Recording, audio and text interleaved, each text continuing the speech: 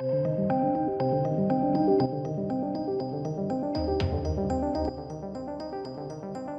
and welcome to my review, I guess, of the first 3 episodes of Raised by Wolves. A lot of people were asking me, where my sort of trailer reaction was to all of this stuff and things like that. And I'd seen the trailer over on Twitter, and then people were asking me to comment on it. And I didn't really want to be honest, because I saw the trailer and I was like, God damn, like it just looks like Alien Covenant. And I don't know, it just looked a bit lazy, really.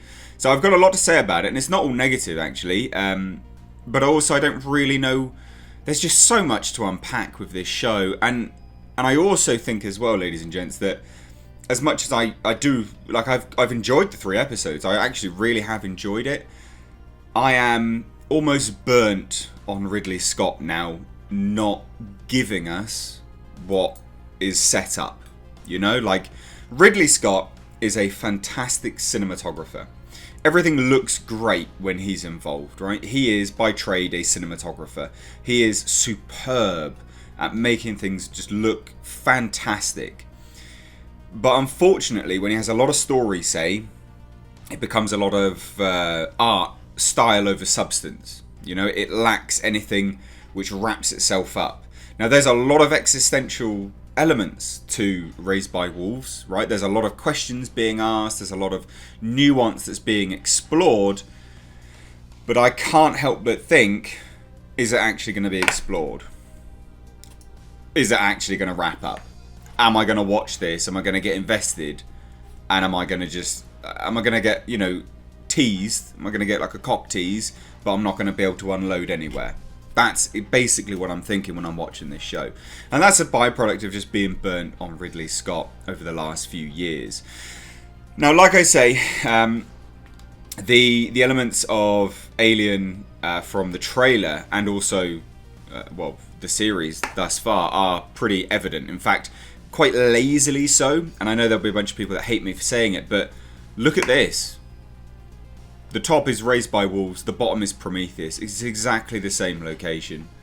It's exactly the same location. It's exactly the same shot. That's lazy. And as much as you all like the show, because inevitably there'll be people that are watching this that really are on board and, are going to just defend it tooth and nail. How can you defend this? That's really lazy. Yeah, it's a beautiful shot, and yeah, it was a beautiful shot in Prometheus. But we've seen it. It screams and reeks of laziness. And as well, I can't help but think, am I watching something that is what Ridley Scott actually wanted to make? Did he want to make this rather than Alien and Prometheus? Alien Covenant. Is this what he wanted to make?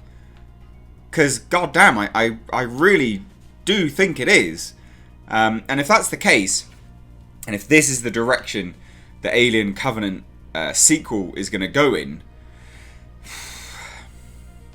well, I don't really want to watch it. Like it's not an Alien film. But anyway, I digress.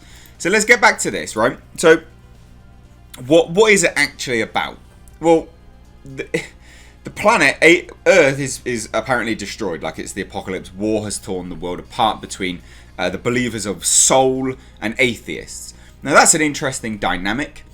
It's a very interesting dynamic. You talk about the atheists being in charge of, science-based and focus and things like that. But then also so were the believers of soul, which I found quite surprising, quite interesting.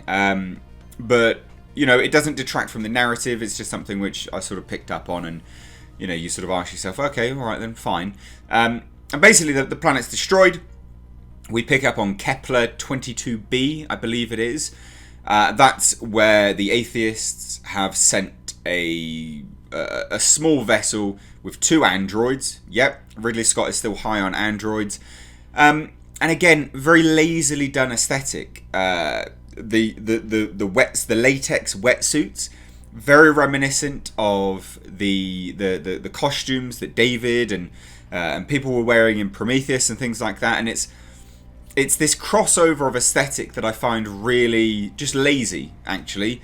You could be a lot more intelligent with it and a lot more creative, and I just think it's creative laziness, and it's a shame because it's a good series so far, But those little comparisons, and there'll be people watching it because it's Ridley Scott, but those same people would have watched Alien Covenant and Prometheus, and those same people will potentially be looking at this in a way that I am and going, well, that's a bit lazy. So anyway, the androids arrive on this planet and they look to seed life because they have a bunch of human embryos. There you go. That's basically it. Then obviously the believers of Soul come down, and that's as far as we've got. There's some sort of interaction there, and then we learn that the mother android being called Mother. And again, because it's Ridley Scott and because the aesthetic is so similar, and they even have white, this is what annoys me, it's even white interiors, milky interiors. And I just think, this is what you wanted to make, isn't it, Ridley Scott? You're high on androids. You've got a boner for androids. This is what you wanted to make in Alien. Anyway, because of all of the likeness with Alien, direct, like it's literally taken from Alien, these things, I think to myself, is Mother, is that what it is to you? Is that why you've used that name? And I know because both of them are called Mother and Father, and it makes sense because they are being the mother and father, but because of the comparisons and the high similarities to Alien, I can't overlook it. And again, there'll be people that definitely can. More for you. But anyway, so they raise these people, and the people of Soul come down. The believers of Soul come down, and then battle ensues. Basically, that's as far as we've got to up to episode 3, and the cinematography is amazing. There's some weird pan shots every now and then, and there's a lot of what Ridley Scott likes to do with his sort of with his movies and things like that is include a lot of still shots, just scenery, just watching things develop, and I really like that. But in a show that's really slow burn anyway, it feels like padding because this is a slow burn show. And to have just still frame shots where you're watching mist, billow over something, which doesn't actually tell us anything and it doesn't add to the story, I really feel like it's padding itself out quite poorly. And it wouldn't be so obvious if the show wasn't such a slow burn. And I really like slow burns, but it's just a thing to note is that it doesn't match up very well. That's a personal gripe that I had. Now, obviously, not all things are what they seem. Mother is actually a necromancer, which is like a war android, and can turn and we've seen it in the trailer. This is what I mean. I'm not talking spoilers here. It's in the trailer, and she basically can destroy people and things like that. She has special eyes, and that's what give her the powers. Whatever. Some of the changing effects are a little bit wonky here and there. Some of the flying effects are a little bit wonky. The effects aren't up to scratch to what you'd expect it to be for one, a Ridley Scott film, and well, not film but series, and secondly, an HBO production, HBO Max original. This is something which they are headlining their subscription-based service with, so you would expect those effects to be a little bit higher. Doesn't detract too much though, they're not terrible, but it's just expectation versus reality, Now ultimately, this is written actually by someone else. It's written by Aaron Guzikowski. Now, I can't help but think Ridley Scott has adjusted a lot of this screenplay. Because the first 2 episodes are directed by Ridley Scott, and he is executive producer, and it's his company, Scott Free Productions, which are running it as well.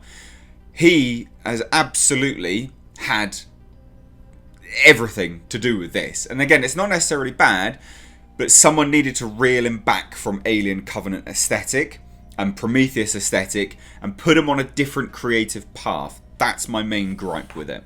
Now, one of the lead actors is from Travis Fimmel. He's the chap from Vikings. He's really good in this. I really like him. He's a good actor anyway, and I like him in this role. He seems to be playing something, a character with a little bit more depth than he has in Vikings, so I like it. It's really, really decent. The guy who plays Father, I'm going to try and say this name, is Abu Bakr Salim, is amazing. I really, really like him. He if he was in an Alien movie as an android, yes, like all day, every day, he brings a lot of nuance to that character of father.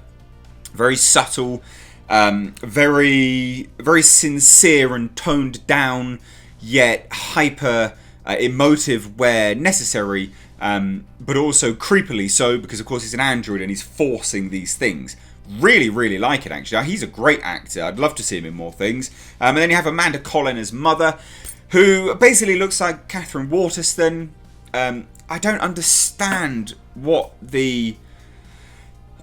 Again, because the aesthetic is so like Alien, I can't help but think Ridley Scott has some kind of fetish for androgynous-based women recently.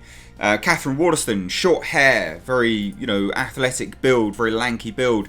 Noomi Rapace, again, much the same. And we have it here. It's exactly the same kind of thing. And it wouldn't be so on the nose if the other aesthetics weren't there and there was a little bit of nuance between the performances and things like that. But they're basically, it's just, it's there and it's you can't help but notice it.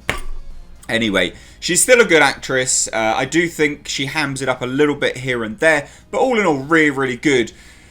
I really didn't like the wolf cry that was going on, because basically, when one of them dies, one of the kids dies, shock horror, it's really not a big deal. One of them dies, and she quite literally howls into the night sky, but she's not degrading at that point, because part of the show's narrative is that she's degrading and basically goes a little bit doolally. So I'm thinking to myself, well, why? Why are you doing that? It's not in your programming. Why is that in your programming to do that? Didn't make any sense. Thought that was weird.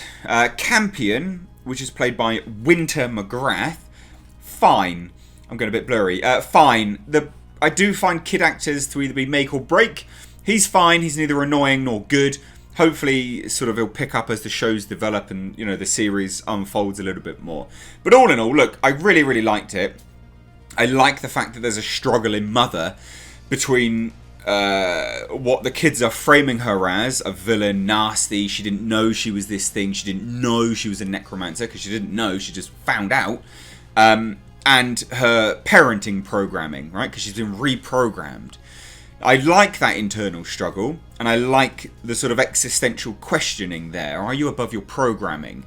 Yes, thank you for putting trust in me, because there's this argument, not argument, but this sort of battle between mother and father, between trust and usefulness and things like this. And I'm going to look forward to seeing where that goes and where that develops. But, I like that. I thought that was good. I like that question there. I also like the potential to explore religion in this sort of futuristic narrative.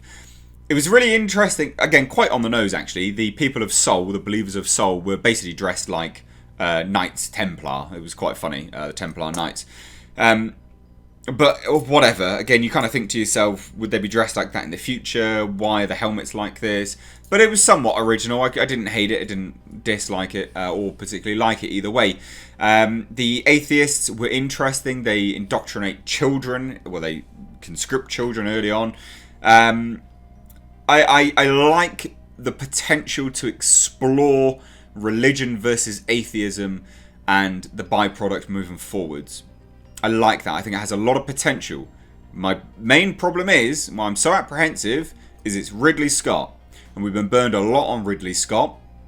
A lot. And he sets up such beautiful narratives. But goddamn, he hasn't delivered for a long time. So we'll see. We will see. Now, the first 2 episodes were directed by Ridley Scott. I believe the third was directed by Luke Scott. I don't know who else is going to be directing moving forward. Cinematography is not actually by Ridley Scott, FYI. But again, you better believe he was there and he was doing stuff. And this is the point. When I always say, Ridley Scott's cinematographer, not, director and all this kind of stuff. People always say, well, he wasn't actually the cinematographer. Saying, yeah, I know that, but he has say. The director still has say over cinematographer. And you better believe, look, like I say, the thing is, Unless the cinematographer had his nose so far up Ridley Scott's arse that he was just like, Ridley Scott did this. So anyway, what did you guys think? Let me know down below in the comments. If you're new here, do hit subscribe. I'm going to be reviewing these now, probably episode by episode. But please do let me know your thoughts down below. And if you also want me to keep reviewing it episode by episode, if you're new here, please do hit subscribe to stay up to date on the world of pop culture and movie news and reviews. Make sure you turn the bell notifications on because YouTube really isn't actually sending out notifications at the moment, and it sucks balls. Anyway, thank you all so much. Have a nice day. Take care.